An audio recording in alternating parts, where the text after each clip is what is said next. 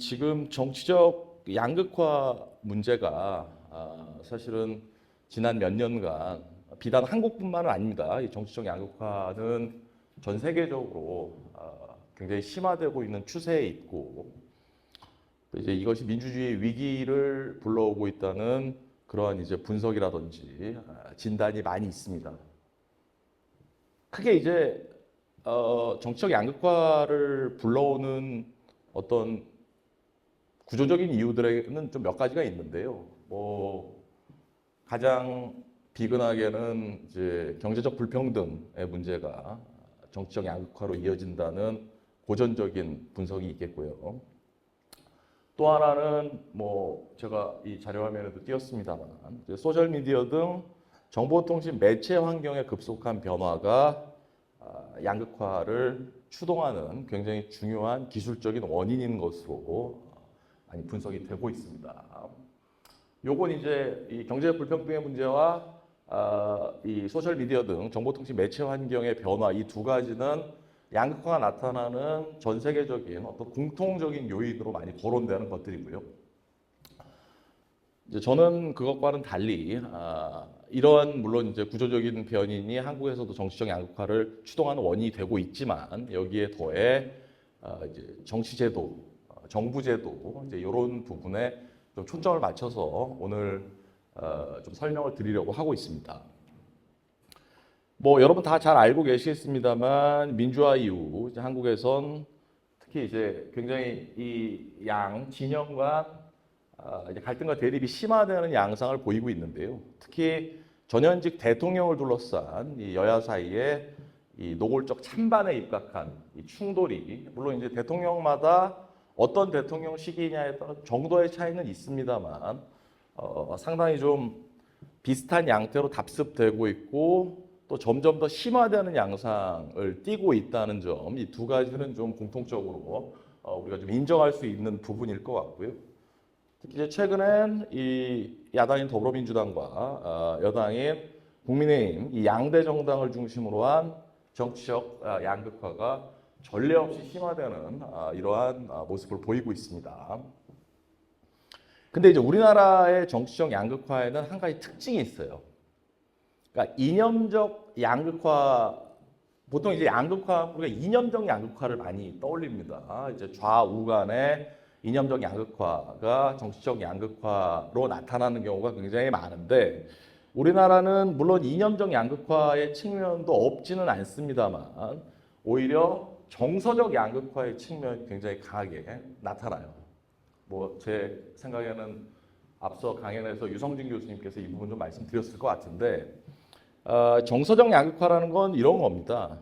지지하는 정당과 그 지도자를 선호해서가 아니라 지지하지 않는 정당과 그 지도자를 혐오함에 따라 양당의 지지율이 동반 유지되는 추세를 우리는 이른바 이제 정서적 양극화라고 불러요. 그러니까 상대방이 싫어서 내가 지지하는 정당에 대한 선호를 사실은 결정하게 되는 이런 이제 굉장히 어떻게 보면 좀 질이 안 좋은 양극화라고 볼 수 있습니다. 이념적 양극화도 물론 심각한 정치적 양극화의 문제를 낳지만, 정서적 양극화는, 이념적 양극화는 정책이나 이런 것들을 통해서 해소될 수 있는 부분들이 좀 있을 수 있어요. 근데 정서적 양극화는 상대방에 대한 혐오와 적대에 기반하고 있기 때문에 이걸 해소하기가 굉장히 어렵습니다. 그리고 점점 더 심화될 가능성이 높다는 특징이 있다는 거예요. 그렇다 보니까 이제 우리나라 정치적 양극화가 최근 굉장히 이 정서적 양극화의 어떤 이 양상을 띠면서 굉장히 심화되고 있고, 또 하나의 특징이 물론 다 연결되어 있는 것이긴 합니다만 정치의 사법화 경향 또한 굉장히 강하게 나타나고 있는데, 중요한 정책적 결정사항의 상당수가 정치권에서 민주주의적으로 결론이 나질 않고 헌법재판소의 판결로 판가름이 나고 있다는 거죠.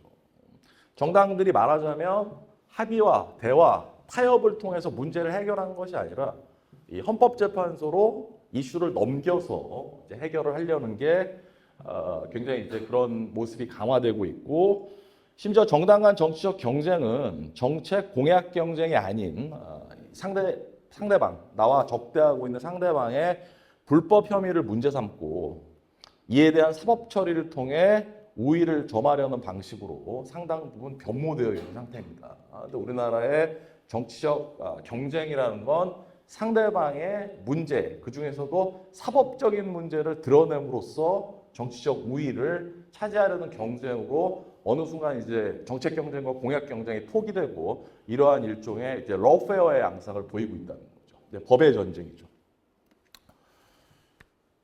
근데 이런 이제 정치적 양극화의 문제들이 지금 나타나고 있는데 뭐 여러분 많이 들어보셨겠습니다만 그 원인으로 이 제왕적 대통령제가 많이 거론이 되죠.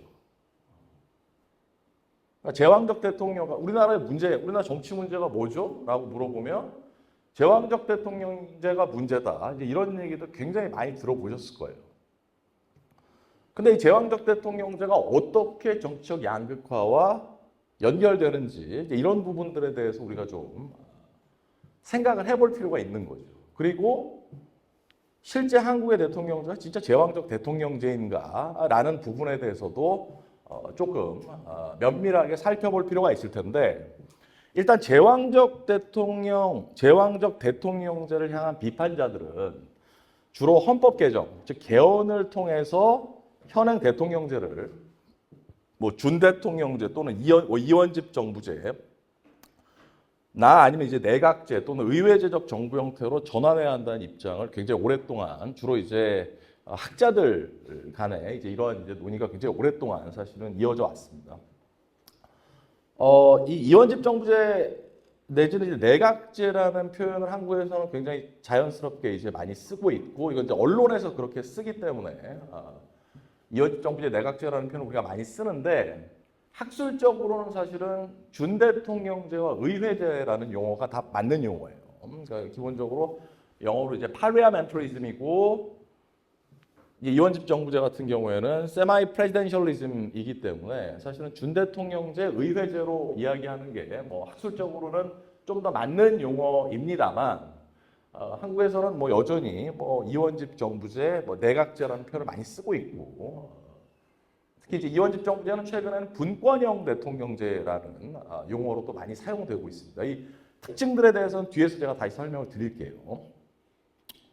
근데 우리가 이제 제왕적 대통령제 하는데 실제 여소야대 상황이 되면 이걸 이제 분점 정부, 이제 디바이디드 가버먼트 상황이 되면 이제 대통령이 소속된 정당이 국회 내에서 다수 의석을 차지하지 못하는 그러니까 계엄이 지금 탄핵 소추 이전에 이제 윤석열 대통령도 그런 상황이었던 거죠. 그러니까 대통령이 소속된 국민의힘이 국회 내 다수당이 아니었던 이런 이제 상황이 반복적으로 꽤 자주 출현을 하는데 과연 그렇다면 지금의 대통령제가 이러한 여소야대라는 조건을 감안해도 여전히 제왕적인지에 관해서 논란이 있을 수 있다는 거죠.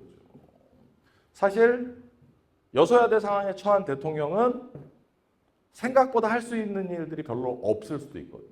본인이 원하는 법안을 국회를 통해서 통과시키기도 굉장히 어렵고 뭐 국무총리를 본인이 원하는 사람으로 임명을 해도 국회에서 인준되지 않을 가능성도 높고 뭐 이제 이런 문제들이 대통령에게 직면할 수 있기 때문에 실제로 이게 제왕적 대통령이다라고 이렇게 이야기하기가 쉽지는 않은 거죠.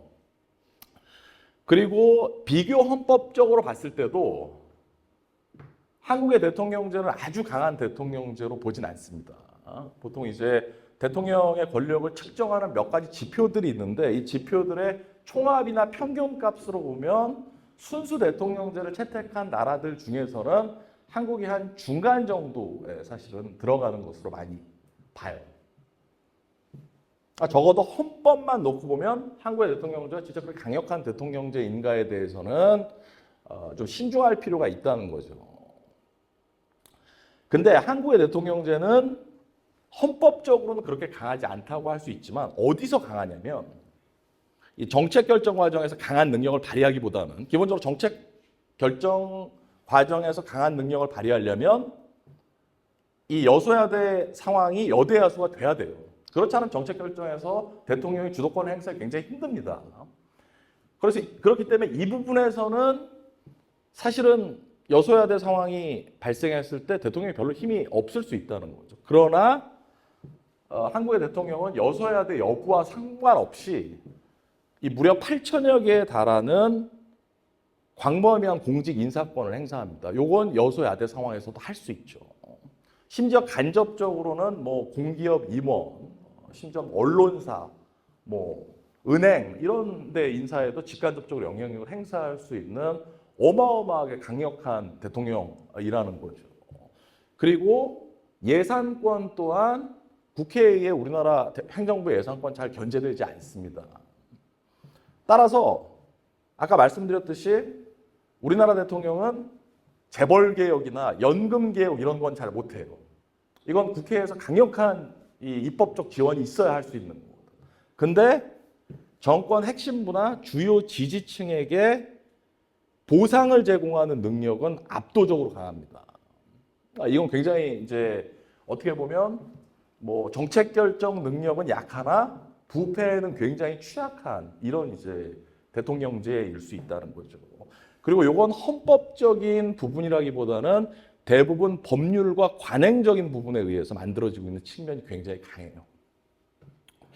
특히 이제 한국 대통령의 이 광범위한 공직 인사권에는 검찰, 경찰 등 이른바 사정기관들에 대한 독점적 인사권이 포함되어 있기 때문에 상대편에 대해서 굉장히 강한 처벌을 가할 수 있는 선택적 법 집행의 권능을 행사할 수 있다는 게 한국 대통령의 굉장히 강한 일면이라고 볼 수 있다는 거예요. 이렇게 정리하면 될 것 같아요. 한국의 대통령제는 정책 결정 능력에 있어서 아주 강한 대통령은 아니지만 상대편을 처벌하고 내 편에게 보상을 줄 수 있는 부분에 있어서는 굉장히 강한 대통령이라는 거예요. 그리고 이 부분은 헌법보다는 법률과 관행에 의해서 사실 채워지고 있는 부분들이 많이 있다는 거죠. 한국에서도 이 개헌 논의는 굉장히 오랫동안 사실은 계속되어 왔습니다. 87년 민주화와 함께 이제 9차 헌법 개정이 있었고 그 이후로 또 한 차례 헌법을 개정해야 된다는 정치적 사회적 요구가 끊임없이 있어 왔어요. 하지만 별다른 진전은 없었습니다. 설사 개헌의 필요성이 인정된다 하더라도 또 현실적으로 이를 실천할 수 있을까 하는 부분도 전혀 다른 문제고요. 한국은 개헌 절차가 상당히 까다로운 이 경성 헌법에 속하는 국가에 해당하기 때문에 이제 남미의 일부 국가들은 개헌을 하는 게 상당히 쉬운 국가들이 있습니다. 그래서 이제 개헌을 굉장히 자주 하는 국가들이 있는 반면에 한국 같은 경우에는 국회에서의 3분의 2 정족수 넘어서 국민투표까지 사실은 해야 되기 때문에 개헌이 사실 쉽지가 않은 굉장히 어려운 정치 과정을 이제 수반해야 하는 거죠. 한국보다 더 어려운 건 미국이고요. 어쨌든 이제 미국이나 한국 굉장히 경성헌법에 속한 국가들이라 개헌이 쉽지가 않습니다. 또한 그간의 이제 개헌 논의들을 살펴보면 저는 이제 권력구조 전문가다 보니까 이 개헌 논의에 많이 참여도 하고 그렇게 되는데 현행 대통령제를 존치시키자는 입장이 항상 다른 권력구조로 전환하는 쪽보다 훨씬 더 높은 지지를 받고 있다는 점이에요. 따라서 물론 개헌이 추진되기도 어렵지만 설사 개헌이 추진된다 하더라도 대통령제 이외의 다른 정부 형태로의 전면적인 전환이 이루어질 가능성은 현재로서는 그리 높아 보이지 않습니다. 여기서 이제 한 가지 우리가 가져야 되는 의문이 제왕적 대통령제가 문제라고 굉장히 광범위하게 인식되고 있음에도 불구하고 대통령제를 유지하는 쪽이 계속 높은 지지를 받고 있는 건 사실은 역설적인 측면이 좀 있죠. 모두가 우리나라의 문제가 뭐야? 대통령이라고 이야기하는데 막상 여론조사 돌려보면 대통령은 있어야 된다고 생각하는 사람들이 굉장히 많다는 거죠. 네, 대통령제 일반에 대해서 조금 설명을 드릴게요. 대통령제는 적어도 학술적, 이론적으로 보면 협치 가능성이 좀 떨어지는 제도로 이해가 되고 있습니다. 이유는 이른바 이원적 민주 정통성의 원리 때문인데 대통령과 의회가 각각 선거를 통해서 선출되기 때문에 양쪽이 다 국민들로부터의 주권 위임을 내세우면서 상호 충돌할 수 있지만 정작 정치적으로 해결하지 않으면 이를 해소할 방법이 없다는 거죠. 그러니까 이원집 정부제 같은 경우에는 만약에 대통령이 A당인데 A당 소속인데 A당이 의회에서 다수당이 되지 못하고 B당이 다수당이 되면 대통령이 의회를 해산할 수 있습니다. 다시 국민의 판단을 받아보는 거죠. 그리고 B당이 다수당이기 때문에 대통령의 내각을 불신임할 수 있어요. 불신임을 받으면 대통령이 물론 불신임을 받아서 이건 선거를 하나 마나 다시 선거에도 우리가 질 것이다라고 판단하면 내각을 해산할 것이고 이건 선거로 다시 한번 민심을 물어봐야 되겠다고 판단하면 의회를 해산할 수 있는 제도적인 교착 상태를 해결할 수 있는 방법이 있는 거예요. 대통령제는 없습니다. 국회를 해산할 수도 없고 그렇다고 해서 국회가 이 내각을 불신임할 수도 없기 때문에 결국은 무한 교착 상태로 가거나 아니면 특정한 이슈에 대해서 합의를 이루는 수밖에 방법이 없다는 거예요.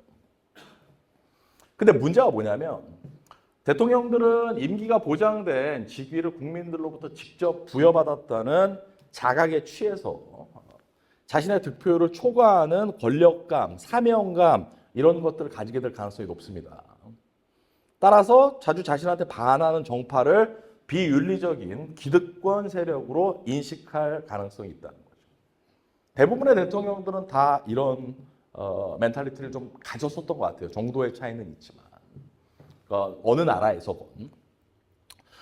근데 대통령이 이렇게 생각을 하니까 야권 반대파가 정치적으로 반발할 개연성은 높아질 수밖에 없죠. 그리고 다시금 대통령이 이들을 향해 더 큰 적대감을 키우게 되는 이른바 이 양극화의 악순환이 일어날 가능성이 높다는 거죠. 그러니까 대통령제는 적어도 이런 위험성을 내부적으로 갖고 있는 정부 형태일 수 있다는 거죠. 특히 최근처럼 이 정치적 양극화가 심화된 환경 속에선 양측의 팬덤을 비롯한 강성 극렬 지지층을 동원할 시 국론 분열이 가속화되고 여야 진영 모두 강경파에 의해 주도될 위험성 또한 굉장히 커질 수밖에 없습니다. 한국이나 미국 다 뭐 이런 양상이 나타나고 있다고 볼 수 있죠. 특히 대통령들은 이 분점 정부 상황에 따른 이 불리한 제도적 조건 속에서 초법적이고 예외적인 권한들을 활용해 국정 운영을 시도하는 경향성을 볼 수 있습니다. 과거에는 사정 정국을 조성하거나 검찰, 경찰들을 동원해서 그리고 최악의 경우 계엄령을 선포하는 이제 이런 일들이 벌어질 수 있는 거죠. 근데 그렇다고 해서 그렇다면 대통령제에서 여대 야소가 항상 이루어져야 하느냐? 또 막상 대통령제에서 여대 야소 상황이 구축되면 진짜 제왕적 대통령이 될 가능성이 또 생기는 거죠. 그러니까 분점 정부는 분점 정부대로, 단점 정부는 단점 정부인 대로 대통령제는 굉장히 이 문제의 양극단을 왔다 갔다 하게 될 가능성이 굉장히 높다는 거죠. 근데 여기서 이제 좀 한국 얘기로 더 이제 들어가게 되는데 대통령제 자체가 앞서 말씀드렸듯이 그런 어떤 이 대화 타협에 입각한 협치를 제약할 공산이 큰 정부 형태인데 여기에 더해서 양당제까지 결합되어 있으면 굉장히 심각한 문제를 야기할 수 있다는 걸 최근에 이제 제가 좀 주목을 하고 있습니다. 과거에는 대통령제가 다당제보다는 양당제와 조합을 이룰 때 국정 운영의 성공 그리고 민주주의의 수호에도 더 유리하다는 주장이 다수였어요. 굉장히 오랫동안 사실 일원화되어 있었습니다. 대통령제와 다당제의 결합은 민주주의 실패로 이어질 가능성이 높다는 게 근 20년 이상 사실은 이 명제화되어 있었는데 뒤에서 말씀드리겠습니다만 그건 미국 사례 때문이었어요. 미국이 대통령제와 양당제가 결합된 국가로서 대통령제를 채택한 국가 중에서는 그나마 잘 민주주의가 유지됐던 국가였기 때문이었는데 이유는 간단합니다. 이 다당제는 여소야대의 출현 가능성을 높일 수 있죠. 당이 여러 개가 선거에서 다당제 이 여러 정당의 의석을 차지하게 되면 자연스럽게 대통령이 소속된 정당이 국회 과반을 획득할 확률은 낮아질 수밖에 없죠. 그러다 보니까 여소야대가 만성화될 가능성이 높다는 게 대통령제와 다당제 간 결합의 어떤 문제의 핵심으로 오랫동안 이제 얘기가 됐었습니다. 근데 최근 미국이나 한국 사례를 보면 오히려 대통령제와 양당제가 결합된 환경 속에서 여야 간 정치적 갈등, 대립이 극대화되는 양상을 보이고 있습니다. 최근 미국의 퓨 리서치 센터의 조사에 따르면 19개의 선진 민주주의 국가들 중에 한국과 미국이 정치 갈등 지수가 가장 높아요. 3년 연속 한국이 1위 했습니다.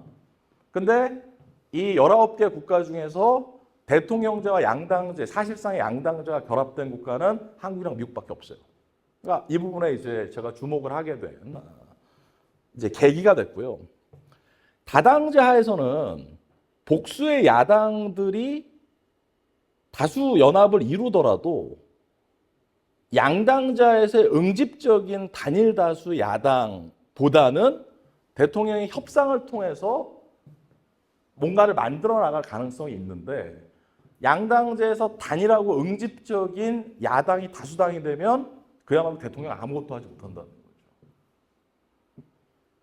그러니까 야권이 다수야. 근데 한 4-5개 정당이 뭉쳐서 다수면 한두 개 정당에는 어떤 정책적인 양보를 한다거나 그런 식으로 해서 야권으로부터 자연스럽게 여권에 협력하는 방향으로 이 폴리틱스가 만들어질 수 있는데 단일한 하나의 야당하고는 도저히 뭐 할 수 없는 거죠. 일부 의원들이 당론 이탈을 하지 않는 한 이 어떤 이 교착을 해소할 방법이 없는 거죠. 또한 양당제의 경우 대통령이 소속된 정당이 다수당이 될 확률도 말씀드렸듯이 낮지 않은데 과거에는 이게 이제 효율성의 측면에서 바람직하게 여겨졌던 때가 있었습니다. 그래서 지금도 뒤에서 말씀드리겠습니다만 선거 주기를 일치시켜야 된다는 주장들이 많이 있어요. 그러니까 대통령 선거를 하는 해에 국회의원 선거까지 해서 가급적이면 이 여대 야소가 만들어지도록 해야 된다는 이러한 이제 주장들이 많이 있는데 이건 당내 민주주의가 보장되지 않을 시에는 대통령의 일방주의적 통치를 떠받치는 여당이 신여가 되고 여당이 다수당이라면 국회 자체가 신여가 될 가능성 이런 것들을 이런 어떤 위험성을 배제하기가 어렵다는 거죠.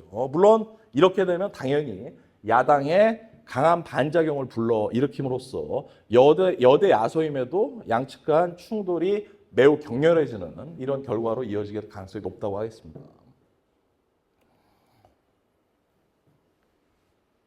특히 이제 대통령제에서 왜 이렇게 양당 간의 극한 대립이 나타났냐, 뭐 여러 가지 이유들이 있겠습니다만 일단 대통령직이 너무 중요한 정치적 전리품이에요.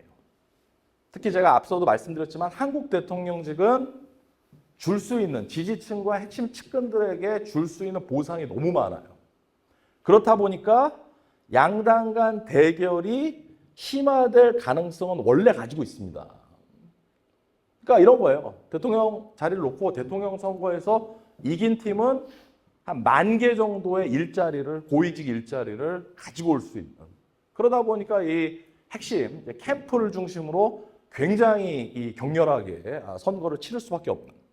그러다 보니까 모든 정치 과정이 갈등과 대립으로 이제 확대 재생산되고 이 정치적 양극화가 극대화되는 악순환이 형성되는데 여기에 더해서 더 중요한 건 뭐냐면 아까도 말씀드렸듯이 한국 대통령 같은 경우 이 검찰 등 권력기관에 대한 인사권까지 보유하고 있기 때문에 만약에 대선에서 지게 되면 정치 보복의 가능성까지 굉장히 첨예하게 다가올 수 있는 거죠. 그러다 보니까 양극화가 심화되면 심화될수록 대통령 선거에서 절대 질 수가 없는 거예요. 그러다 보니까 어떻게든 대통령 선거에서 이기려고 상대방의 뭐 약점들 이런 것들 다 파헤치고 이런 굉장히 이제 첨예하고 치열한 이제 싸움이 벌어지게 되는 거죠. 즉 대통령 대선에서의 이 승패에 따른 양 정당과 진영에 주어지는 손익격차가 너무 크기 때문에 양측은 매번 사생결단의 대결을 펼치게 되는 이런 양상이 이어지고 있는 거죠. 그렇다 보니까 각 정당들로서는 정책 및 공약 개발을 통해 지지층을 조금씩 확대해가는 어떻게 보면 이제 바람직한 민주주의 정치 과정이죠. 이 민주주의 정치 과정에 있어서의 어려운 전공법을 선택하기보다는 팬덤 등 핵심 강성 지지층의 동원을 위해 상대편의 비리 의혹을 제기하고 파헤치거나 친일, 종북 등 가상의 정체성 프레임을 동원해서 손쉬운 그러나 대립지향적인 노선을 강화해가는 이러한 이제 전략적 선택을 하게 된다는 거죠. 역설적으로 양대 정당의 사회경제적 이념, 정책적 차별성은 점점 줄어듭니다. 대통령 선거 때 두 후보 진영의 공약을 비교해보면 차이가 거의 없어요. 특히 사회경제적 측면에서는 차이 거의 없습니다. 우리나라 양당 대외 정책에 있어서는 좀 차이가 날 수 있지만 사회경제적 측면에서는 거의 카피한 수준이에요.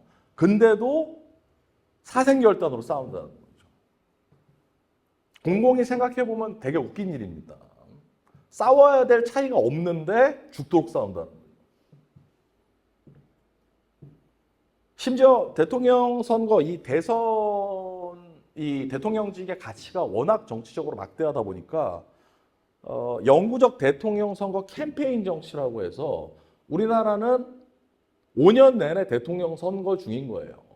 대통령 선거가 끝난 다음 날부터 다음 대통령 선거를 하고 있다고 해도 과언이 아닐 만큼 이 대통령직을 둘러싼 어마어마한 이제 갈등과 대립이 말씀드렸듯이 심지어는 양 정당이 별 차이도 없음에도 그런 이제 모습이 이어져 오고 있다는 거죠. 좀 더 이제 구체적으로 살펴보면 야당으로선 차기 대선에서 패배하면 다시 행정권에 대해 아무런 접근권도 갖지 못하겠죠. 그러므로 반드시 승리해야 됩니다. 따라서 현직 대통령이 어떻게든 실패하도록 만드는 게 정치적으로 유리해요.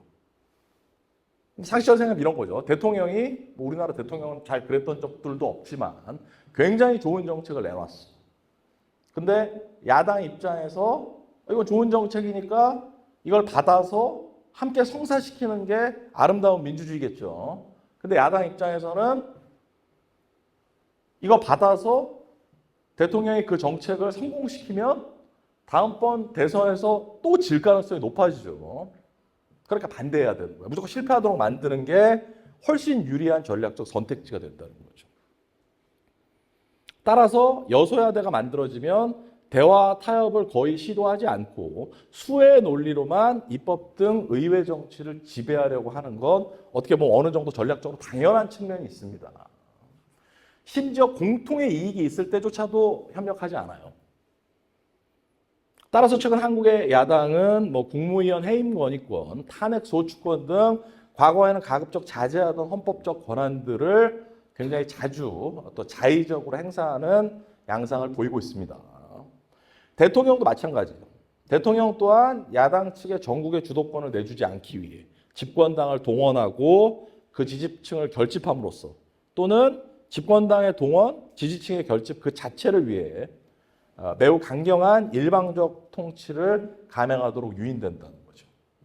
대통령들은 제도적으로 허용되는 만큼 충성파 위주로 요직을 인선하고 검찰 등 사정기관 등을 활용해 사정정국을 조성하며 행정 입법을 통해 주요 정책 결정, 국정 운영을 단행하려는 유혹에 빠지기 쉽습니다. 특히 최근 한국에서 윤석열 대통령은 탄핵 소추 이전에도 사면권, 거부권 등 과거에는 가급적 자제하던 헌법적 권한들을 굉장히 자의적으로 이제 사용하는 이런 이제 모습을 보여온 바 있죠. 심지어 대통령들은 자신의 지지율을 높이고 야당의 인기는 끌어내리기 위한 전략의 일환으로 전임 정부의 주요 정책 대다수를 부정하거나 폐기하려는 양상을 보이고 있습니다.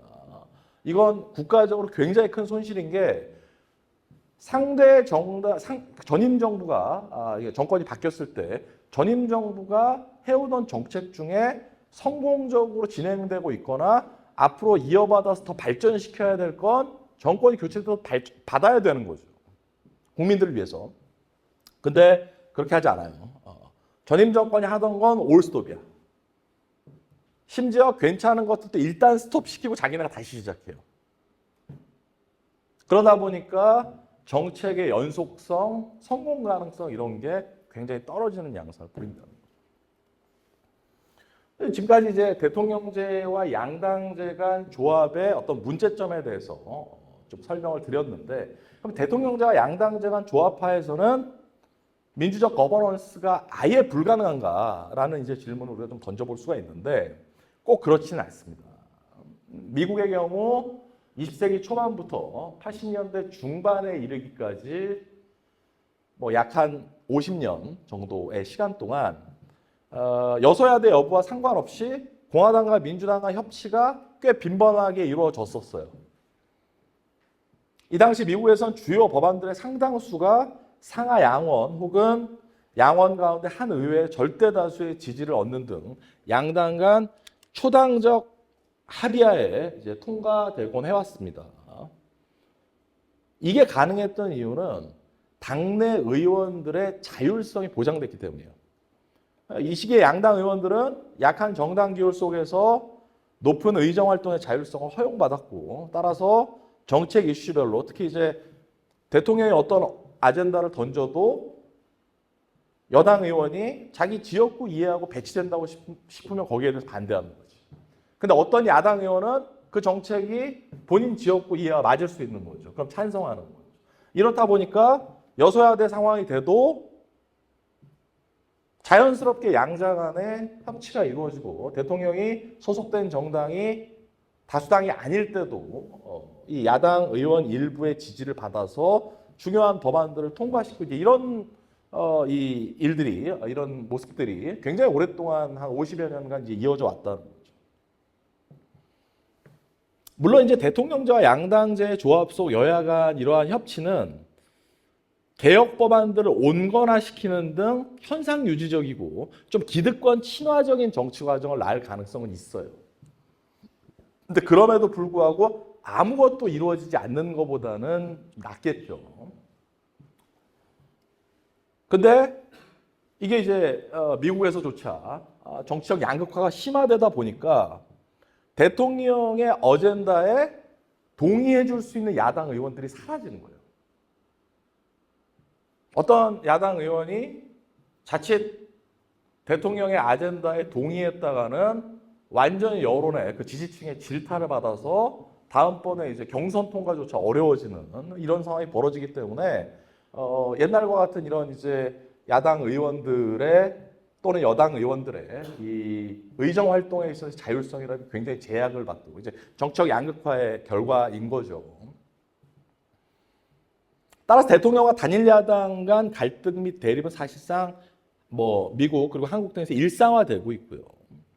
아까도 말씀드렸지만 다당자에서의 분점 정부일 때보다 대통령과 야당 간 대화와 타협이 이루어질 가능성은 양당자에서 더 낮다는 거죠.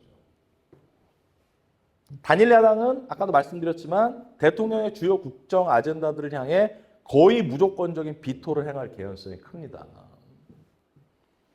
그리고 대통령, 야당이 하나씩만 존재하기 때문에 어떤 정책적 실패의 책임을 무조건 양자한테 전가하게 돼 있어요. 양자한테 무조건 전가하게 돼 있어요. 어떤 정책이 실패하면 야당은 대통령이 그 정책을 잘못 내놔서 실패했다고 주장할 것이고 대통령은 야당이 발목 잡아서 실패했다고 주장한다는 거죠. 그리고 유권자들은 정확한 실패의 책임이 누구한테 있는지 알기 어렵습니다. 그러다 보면 원래 싫어했던 정당들을 계속 싫어하게 되는 것이. 말씀드렸듯이 양측 간 공통의 이익이 있을 때조차 합의가 이루어지기는 어렵다는 거죠. 자칫 합의했다가 고정 지지층이 떨어져 나갈 위험성만 사실 높은 거죠. 더 강하게 대립하고 싸우는 모습을 보여주는 게 이 핵심 지지층을 유지하는 데 더 유리할 수도 있다는 거죠. 사실 굉장히 비극적이죠. 생각하기에 따라서. 따라서 대통령제에서 협치란 이 대통령과 제3당 또는 양당자에서도 대통령과 개별 야당 의원들과의 사이에서나 이루어질 수 있는 거지 대통령과 응집된 단일 야당 간에 성사될 수 있는 일이 아니에요.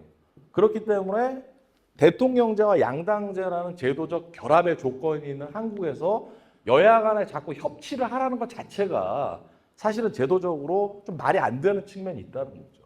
물론 지금보다는 대화를 해야 되겠지만 근본적으로는 이 당내 기울이나 지금의 정치적 양극화의 어떤 구조 이런 것들을 감안하면 사실은 양자 간에 심지어 그들의 합리적인 어떤 선택의 관점에서도 합의를 할 가능성이 별로 없다는 거죠. 합의를 선택할 이유가 별로 없다는 거죠. 네, 지금까지 이제 어떻게 보면 꼭 한국뿐만 아니라 이제 미국을 포함해서 대통령제의 문제 그리고 정치적 양극화 상황에서 대통령제와 이 양당제 간 결합이 야기할 수 있는 정치적 문제에 대해 좀 설명을 드렸고요. 대부분의 이제 설명에서 뭐 이론적으로 말씀드렸지만 한국의 경우에도 적용될 수 있는 부분들이 이제 대부분이라는 걸 이제 여러분도 좀 아실 수 있을 것 같고 제도적 개혁 방안들에 대해서 지금까지 나와 있는 것들을 순차적으로 좀 정리해서 말씀을 드릴게요. 먼저 의회제로의 개헌안이 있습니다. 양당제가 온전한다는 전제하에 일단 개헌은 권력 구조를 바꾸는 거지 선거제도를 바꾸는 건 아니죠. 선거제도가 바뀌지 않는 한 지금의 양당제가 계속 이어지게 될 가능성이 높기 때문에 양당제가 온전한다는 전제하에 만약에 현행 대통령제 권력 구조를 의회제로 바꾼다면 분점정 여소야대의 출현이 원천 봉쇄되는 영국식 권력 구조로 바뀌게 될 공산이 큽니다. 그러니까 하나의 정당이 양당이 총선을 하게 되면 하나의 당은 과반수를 얻게 될 가능성이 높잖아요. 물론 영국에서도 최근에 이제 3당의 의석이 커지고 있긴 하지만 이제 고전적으로 보면 양당 중에 한 당이 과반 의석을 얻게 될 가능성이 높고 그 과반 의석을 얻은 당이 자기네 당만으로 내각을 꾸리기 때문에 일단 여소야대는 없는 거죠. 이러한 정부 형태에서는 국회 내 다수파 여권이 의회, 행정 권력을 모두 차지하고 한동안 주도적으로 국정을 운영해 나갈 수 있게 됩니다. 야권은 제도적인 비토권을 지니지 못해요.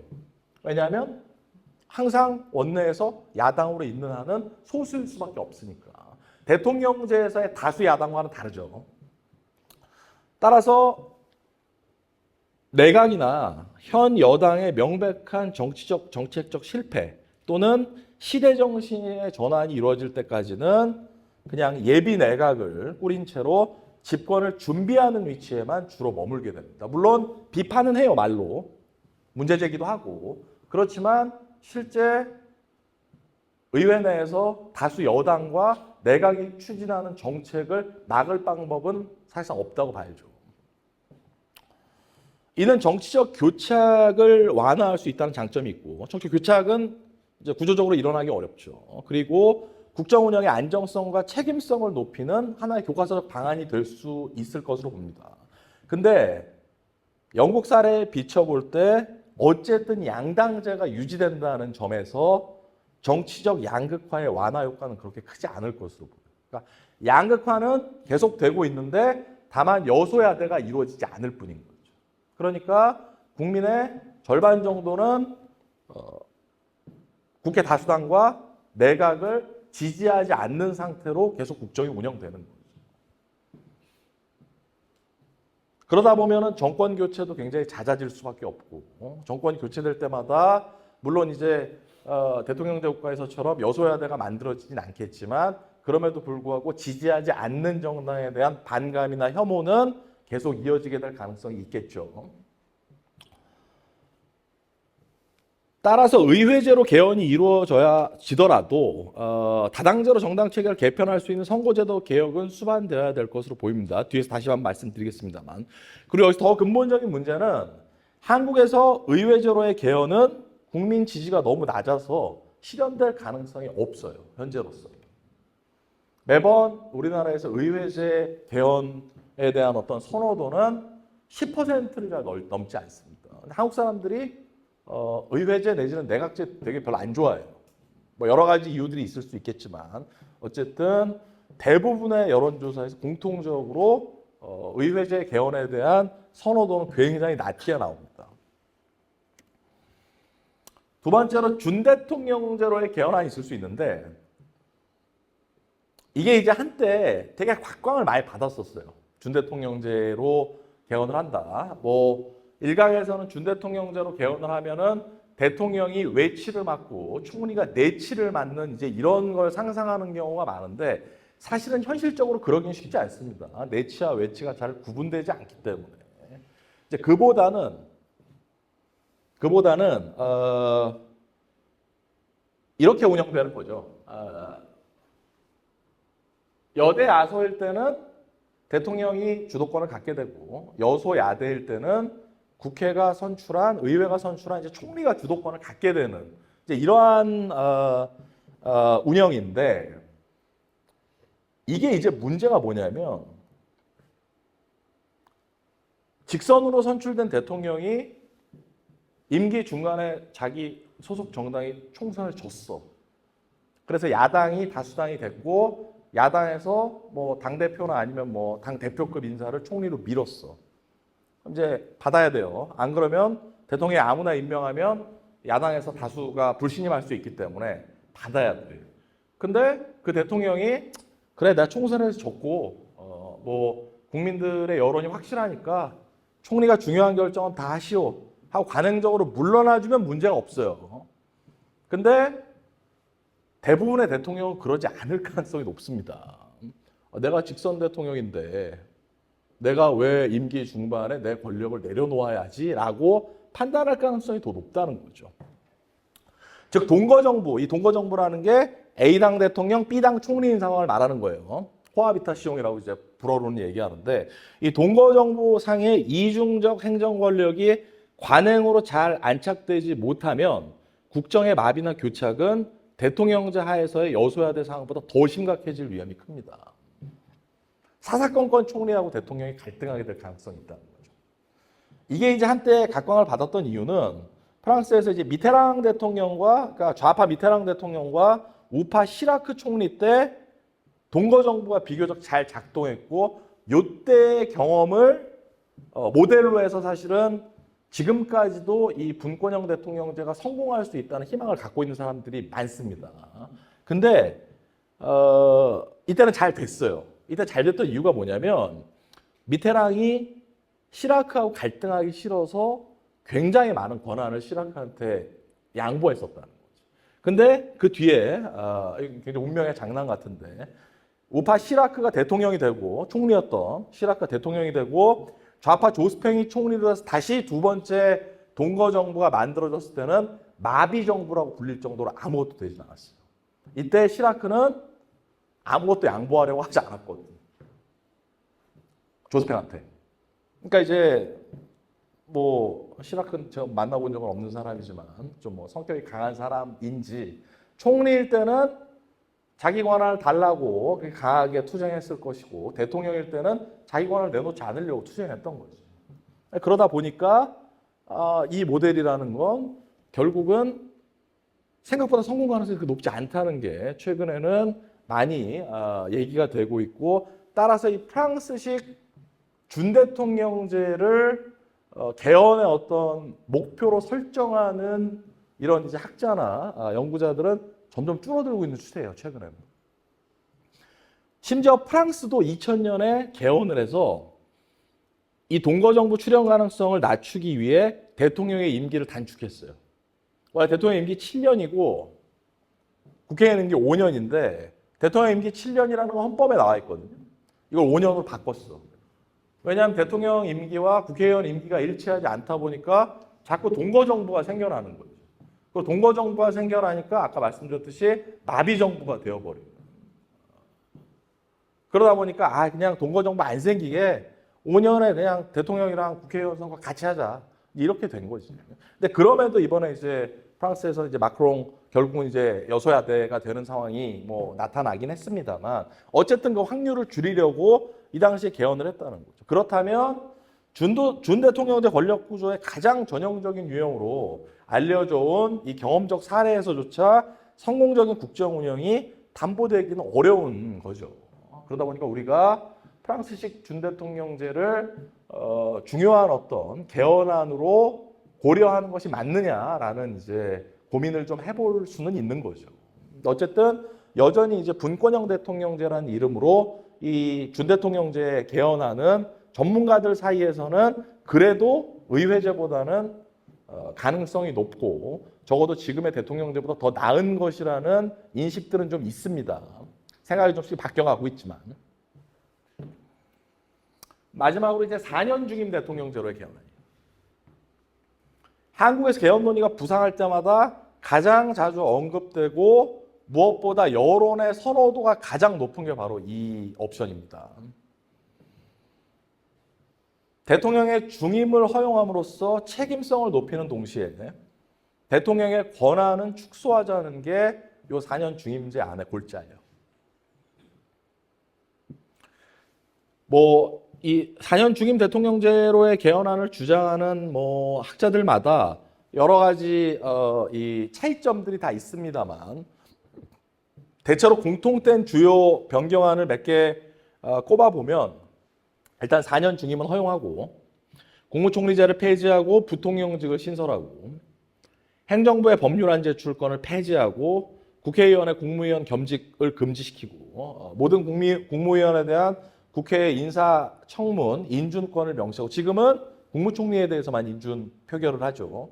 장관들 전체로 확대하자는 거죠. 그리고 감사원을 국회로 이관하고 국회 예산 편성권을 강화하는 이러한 안들이 보통은 이 4년 중임제 대통령제를 주장할 때 패키지로 많이 들어가 있는 것들이에요.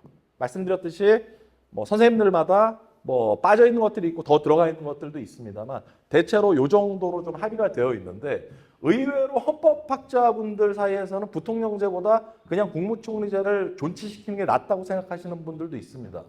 정치학자분들은 국무총리제가 꼭 필요한가에 대해서 또 좀 다른 생각을 갖고 계신 분들이 많고 어쨌든 그 부분은 좀 그렇고 또 저는 개인적으로 경찰, 검찰, 국세청 등 이 권력 사정기관들의 정치적 중립화를 위해 이 해당 고위급 인사들에 대한 국회의 인사권을 대폭 강화하는 방안을 늘 얘기하고 있습니다. 특히 대통령이 직접적으로 검경 고위 인사에 대해 영향력을 투사할 수 있는 인사권을 축소해야 된다는 거죠. 이게 갈등의 진원지가 되고 있는 측면이 있기 때문에. 근데 이제 아까도 말씀드렸듯이 대통령의 인사권과 예산권 축소 그리고 국회의 견제력 강화는 꼭 개헌을 하지 않아도 상당 부분 법률 개정을 통해서 좀 가능한 측면이 있습니다. 그래서 저는 꼭 개헌을 통하기보다는 일단 합의된 중요한 사항을 이 법률 개정을 통해서라도 일단은 해야 된다고 이제 오래전부터 좀 이야기를 하는 편인데 또 쉽지는 않아요. 어쨌든 현행 대통령제를 4년 중임 대통령제로 바꾸고 대통령의 권한을 축소하고 국회 권한을 강화하는 이 방안은 아까 말씀드렸던 정치적 전리품으로서의 대통령직의 가치를 좀 할인하고 국회가 실효적으로 행정부를 감시 감독할 수 있도록 함으로써 양장한 수평적 책임성을 강화하게 될 것으로 기대됩니다. 만약에 이런 방향의 개헌이 실제로 이루어질 수 있다면. 4년 중임 대통령제로 개헌할 시에는 중요한 고려사항들이 몇 가지가 있어요. 첫 번째는 아까 말씀드렸듯이 대통령과 국회의원의 선거 주기를 일치시킬 것이냐의 문제가 굉장히 큰 논쟁거리입니다. 이거는 교수들, 학자들, 전문가들 사이에서도 여론이 확 나뉘어요. 상당수는 대통령을 뽑을 때 국회의원도 그 해 같이 뽑아서 웬만하면 여대 야소가 이루어질 수 있도록 하자는 이런 한쪽의 주장이 있고 다른 한쪽에서는 그렇게 하면 대통령의 권력이 너무 강화될 가능성이 있기 때문에 대통령 재임 2년 차에 총선이 치러지게끔 설계해야 된다는 또 다른 주장이 있습니다. 최근에는 절충안으로 국회의원들의 절반만 2년 차에 미국처럼 미국 상원 선거처럼 그렇게 하자는 절충안도 있어요. 저는 이 절충안이 상당히 좀 유효한 측면이 있다고 봅니다. 어쨌든 중간평가에 대한 성격은 가져야 된다는 거죠. 통상 이 대통령제의 사실 가장 중요한 약점 중 하나로 이 여소야대 출연이 지적되는데, 그래서 이제 말씀드렸듯이 뭐 이를 해소할 목적으로 양선거의 주기를 인위적으로 맞추려는 제도적 변화를 주장한다는 거죠. 근데 이제 잘 생각해 보면 이 여소야대 상황이야말로 대통령제 운영 원리에 내재된 견제와 균형의 핵심이라는 거죠. 그렇기 때문에 대통령제가 잘 작동된다 하면 인위적으로 양선거의 주기를 일치시켜서 무조건 여대 야소를 만들어 줄 게 아니라 여소야대 상황에서 국회와 대통령이 협력을 통해서 잘 국정을 운영하라는 뜻인 것이지, 임기를 일치시킬 거면 대통령제를 할 필요가 없죠. 그냥 아까 말씀드렸듯이 의회제를 통해서 선거 한 번으로 여소야대가 없이 그냥 의회 권력과 행정 권력을 몰아주면 될 거예요. 굳이 그걸 왜 선거를 나눠서 하면서 굳이 이제 여대 야소가 일어날 가능성을 높이도록 하느냐, 이제 이런 뭐 의문이 제기될 수 있는 거죠. 또 하나 이게 중요한, 어떻게 보면 개헌보다 더 중요한 제도적 개혁 부분인데요. 다당제로의 정당 체계 개편이 동반될 필요가 있다고 봅니다. 그렇지 않으면 대통령직의 가치를 낮춘다 하더라도 아까 말씀드렸던 대통령제와 양당제 간 조합에 따른 문제들은 어느 정도는 계속 답습될 가능성이 높다는 거죠. 기본적으로 대통령제와 다당제의 결합을 만들어 나가는 이러한 이제 제도 개혁을 생각해야 된다. 뭐 예컨대 뭐 가장 전통적이고 뭐 전형적인 방법으로는 총선 때 비례대표제 의석분을 확대하는. 원래는 이제 사실 그렇게 그 비례대표 의석을 확대한 건 아니지만 연동형 비례제가 사실은 다당제로 좀 만들려고 했던 건데 양당이 위성정당을 만들면서 사실은 실패하게 된 거죠. 이외에 이제 지금 많이 얘기되고, 만약에 이제 근래에 개헌이 이루어진다면 1번으로 들어갈 가능성이 높은 것 중에 하나가 결선 투표제를 도입하는 겁니다. 결선 투표제를 도입하면 다당제가 만들어질 가능성이 있어요. 물론 총선 때 비례대표 의석이 확대되는 것만큼은 아니지만 그래도 대선 때 결선 투표제도 나름 다당제 창출 효과가 있을 것으로 좀 기대가 되는 부분입니다. 그래서 이제 비교적 정책적 색깔이 분명한 30석 내외 의석을 보유한 뭐 두세 개, 서너 개 이 군소정당 창출을 기할 필요가 있다는 거죠. 특히 이제 이 군소정당들이 각자 대통령 후보를 매번 내기보다는 연립내각에 참여하고 자신들의 정당의 아젠다를 구현하는 것을 이제 주된 목적으로 삼아야 되는 중대한 전제가 필요합니다. 군소정당들이 다 대통령 후보를 계속 내게 되면 다시 양당제로 회귀하게 될 가능성이 높아요.